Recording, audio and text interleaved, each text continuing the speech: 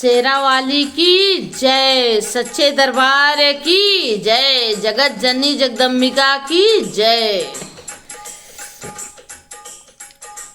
मैया कै महिमाया पार हो, जवन चाहिए सो करी है। मैया कै महिमाया पार हो, जवन चाहिए सो करी है। मैया कै महिमा अपार हो, जवन चाहिए सो करी है। मैया मोरी चाहिए सोहाग दई दई है। मैया मोरी चाहिए सोहाग दई दई है। छूटे या भागिन कै नाम हो, जवन चाहिए सो करी है। छूटे या भागिन कै नाम हो, जवन चाहिए सो करी है। मैया कै महिमाया पार हो, जवन चाहिए सो करी है।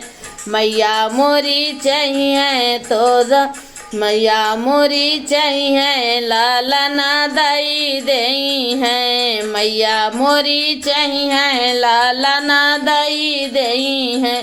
छूटे बझनिया कै नाव हो, जवन चाहिए सो करी है। छूटे बझनिया कै नाव हो, जवन चाहिए सो करी है। मैया कै महिमाया पार हो, जवन चाहिए सो करी है। मैया मोरी चाहिए महला दई दई है। मैया मोरी चाहिए महला दई दई है। छूटे जो पड़िया कै साथ हो, जवन चाहिए सो करी है। छूटे झोपड़िया कै साथ हो, जवन चाहिए सो करी है। मैया कै महिमाया पार हो, जवन चाहिए सो करी है। मैया मोरी चाहिए भंडार भरी दई है। मैया मोरी चाहिए भंडार भरी दई है।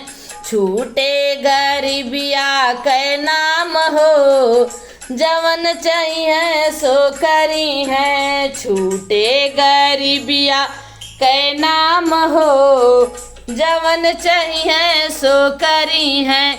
मैया कै महिमाया पार हो, जवन चाहिए सो करी है। शेरा वाली की जय, सच्चे दरबार की जय।